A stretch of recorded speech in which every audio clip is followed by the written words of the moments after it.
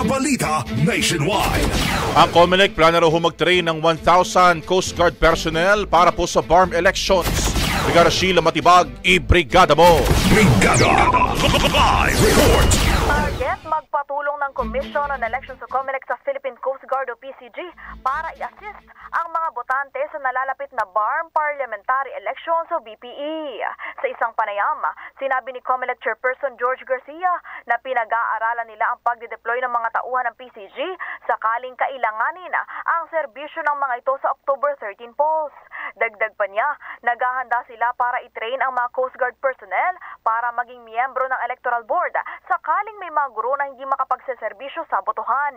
Ani Garcia, 1,000 tauhan ng PCG ang plano nila para rito at hindi na nila itatap ang Philippine National Police o PNP upang mas mapagtuunan ng mga ito ng pansin ang kaayusan ng halalan.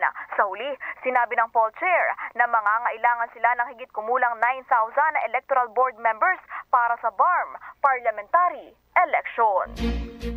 In the heart of changing lives, ako si Brigada Sheila Matibag ng 105.1 Brigada News FM Manila. The Music News Authority. Ang bahaging ito ay hatid sa atin ng Standout ES4 Capsule. Simulang tuparin ang pangarap ng iyong anak. And starting now,